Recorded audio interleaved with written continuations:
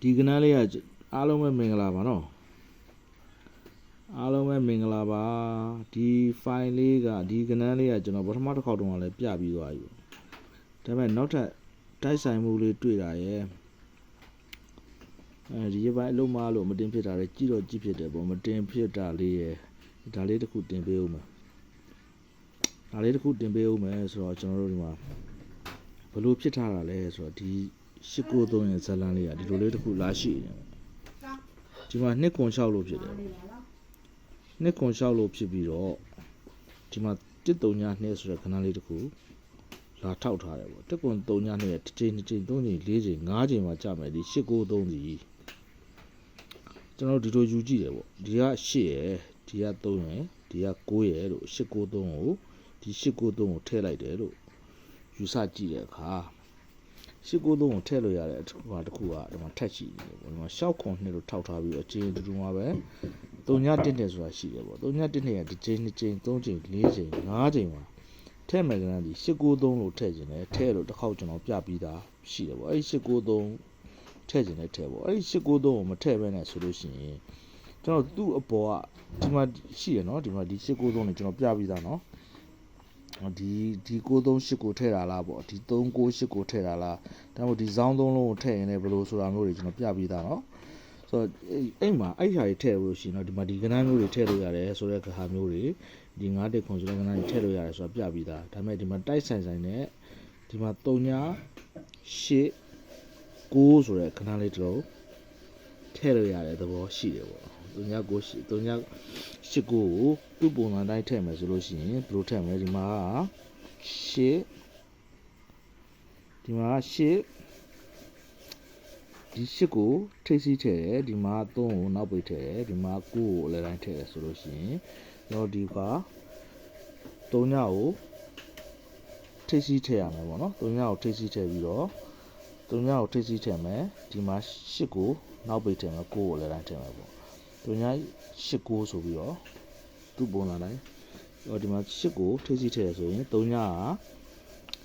ထိပ်စီးဖြစ်ပြီးတော့8ကနောက်ပိတ်ဖြစ်မှာပေါ့နော်9ကအလဲတိုင်းဖြစ်မှာပေါ့3.98ဆိုတဲ့ခဏမျိုးထည့်ရမယ်ပေါ့ဒီဘောကတော့3.98လို့ထည့်ရမယ်ပေါ့3.98လို့ထည့်ရမယ်ဆိုတော့3.98လို့ထည့်ခြင်းနဲ့ထည့်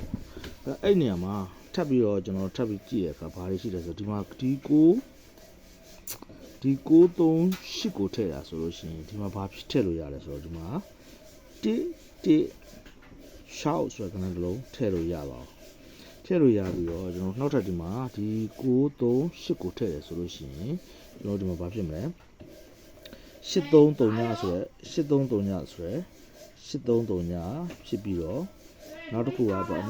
ဖြစ်လဲဆိုတော့6တက်တယ်ဆိုတဲ့ခဏဖြစ်သွားမယ်ပေါ့ဗျာဆိုတော့ဒီလိုမျိုးလေးရှိနေပေါ့ဆိုတော့အဲ့ဟာကိုကျွန်တော်တို့အဲ့ဒီတိုင်းနဲ့တော့အစင်မပြေသေးဘူးပေါ့နော်အစင်မပြေသေးတော့ကျွန်တော်ကဒီလိုတစ်ခေါက်ထပ်ကြည့်တယ်ပေါ့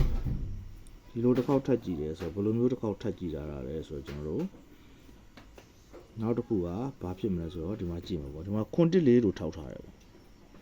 ခွန်တစ်လေးလို့ထောက်ထားပြီးသူ့ရဲ့တစ်ချိန်နှစ်ချိန်တစ်နှစ်နှစ်နှစ်သုံးနှစ်လေးနှစ်ရဲ့တစ်ချိန်နှစ်ချိန်သုံးချိန်လေးချိန်မှာ8လေးနှစ်ဆိုတဲ့ခဏတစ်ပေါက်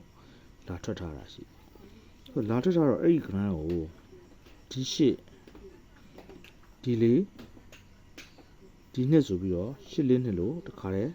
ထည့်ထားတယ်ပေါ့နော်ထည့်ထားတော့ကျွန်တော်အဲ့မှာလဲဒီမှာခွန်တစ်လေးဆိုတဲ့ကဏ္ဍလေးတစ်ခုလာထောက်ထားပြီးတော့သူနဲ့တစ်ချိန်2ချိန်3ချိန်4ချိန်တစ်ချိန်2ချိန်3ချိန်4ချိန်ရဲ့အောက်မှာထည့်မယ်ကဏ္ဍဒီ3.89ဆိုပြီးတော့တခါလာထည့်ထားပြန်တယ်ပေါ့3.89ကို3.89လို့ထည့်မလားပေါ့3.89လို့လာထည့်ထားပြန်တယ်ပေါ့အဲ့လိုထည့်ထားတော့ကျွန်တော်အဲ့3.89ကိုကျန်တဲ့ထောက်ထားဘာတွေရှိမလဲဆိုတော့ဟာကိုကျွန်တော်တို့ကထပ်ပြီးတော့တစ်ခေါက်သုံးသပ်ရပြန်တယ်ပေါ့သုံးသပ်တော့ဒီမှာဘာရှိနေလဲဆိုတော့ဒီ8လေးနှစ်ကိုထည့်တာဆိုလို့ရှိရင်ကျွန်တော်တို့က8လေးနှစ်ကိုထည့်တာဆိုလို့ရှိရင်ဒီမှာဒီဘယ်8လေးနှစ်ကိုလဲဆိုတော့ကျွန်တော်တို့ဒီ8လေးနှစ်ကို98ခုနှစ်က8လေးနှစ်ကိုကျွန်တော်ဒီမှာလာပြီးတော့1.3လေးနဲ့ထောက်ထားတဲ့အသီးကိုထည့်တာဆိုလို့ရှိရင်ကျွန်တော်တို့ဒီမှာဒီနေရာကနေ့အတူတူပဲเนาะဒါကွာဝေး90ခုနှစ်က890ကိုဒီမှာ3.4ဆိုတဲ့ဟာထောက်ပြီးတော့ပဲဒီမှာထည့်လို့ရနေပြန်တော့ ဟုတ်ပြီအဲ့ဆိုတော့ဒီကျွန်တော်တို့ဒီ893ကိုဘောဒီပုံစံမှာလာဒီထိုင်မှာလာထည့်မယ်ဆိုရင်9ချောင်း139နဲ့388ရဲ့အောက်မှာလာထည့်တဲ့ခဏဒီ920လို့ထောက်ထားတယ်ဒီ398လို့ဆိုလို့ရှိရင်ကျွန်တော်တို့ဒီဘက်မှာလည်းဒီ6ခွန်နဲ့301နဲ့ထောက်ထားတယ်388ထောက်ထားတယ်ဇောင်းမှာထည့်မယ်ခဏဒီ239ခွန်ဆိုတဲ့တစ်ချိန်2ချိန်3ချိန်4ချိန်5ချိန်6ချိန်9ချိန်10ချိန်က389ကိုထည့်သွားနိုင်တယ်ထည့်သွားလို့ရပြီဆိုတော့2ချက်2ချက်3ချက်လာတွေ့တဲ့အတွက်ဒါလေးကိုပြသပေးတာပေါ့နော်ဆိုတော့ဒီမှာလည်းဒီမှာဘယ်လိုထွက်ထားလဲဒီမှာတဲထွက်ထားတာ920ထောက်ထားတယ်တစ်ချိန်2ချိန်3ချိန်4ချိန်5ချိန်6ချိန်9ချိန်10ချိန်10ချိန်မှာ893ကို893လို့ပဲတဲထွက်ခဲ့တယ်လို့မျိုးဒီ290ထောက်ထားတယ်တစ်ချိန်2ချိန်3ချိန်4ချိန်5ချိန်6ချိန်9ချိန်10ချိန်က389ကိုဒီမှာ389လို့လာထည့်လို့ရတယ်ဆိုတော့ဖိုင်လေးတစ်ဖိုင်လာရတယ်ပေါ့ဗျာနော်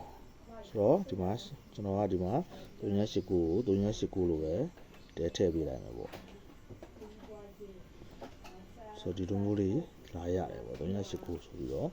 ဒီမှာလာပြီးတော့ရတယ်ပေါ့နော်အဲ့ဒီမှာဘာရှိလဲဆိုတော့ကျွန်တော်တို့ကဒီ84နဲ့ဆိုတဲ့ခဏလေးတစ်လုံးရယ်893ဆိုတဲ့ခဏလေးတစ်လုံးရယ်ကိုလည်းထည့်ပြီးတော့ကျွန်တော်တို့စဉ်းစားရမယ်ရှင်းလေးတစ်ခုရှိတယ်ပေါ့နော်အဲ့ဆိုဒီမှာ893ရော84နဲ့ကိုထည့်ပေးလိုက်မယ်ပေါ့နော်ဆိုတော့ကံကောင်းတိုက်ဆိုင်နိုင်ပါစေဖိုင်ကအရှိသေးမရဘူးကျွန်တော်အကောင့်တွေကဘာဖြစ်ထားလဲမသိဘူးနော်ဆိုတော့အဲ့ဒါလေးကိုပြပေးလိုက်မယ်ပေါ့ဗျာနော်ခဏနေရတော့ဒီဘွဲကတော့ share ထိုးရမယ်ဗျာနော်ကျွန်တော်မိတ်ဆွေတွေကျွန်တော်မန်မာသမားတွေ share ထိုးမယ်ဗျာနော်ဒီတစ်ပတ်လည်း share ထိုးကြအောင်ကန်တရားပေါ့ဗျာနော်ကန်ကောင်းတိုက်ဆိုင်တော့ရမှာပေါ့ကျွန်တော်ရဲ့ကီယူဆရှာဖွေထားတဲ့ခဏလေးရဲ့အသွားလာပေါ့အဲ့ရဲ့အနေထားမှာကျွန်တော်တို့ခဏလေးတွေကိုကောင်းတဲ့ခဏလေးတွေဒီခဏတွေကဘာဖြစ်ဖြစ်ကျွန်တော်တို့ထိုးတင်တဲ့ခဏတွေပါနော်ဒါတွေကိုတော့ထိုးထားကြပါမမေ့ကြပါနဲ့ကဲအားလုံးပဲကံကောင်းတိုက်ဆိုင်နိုင်ကြပါစေ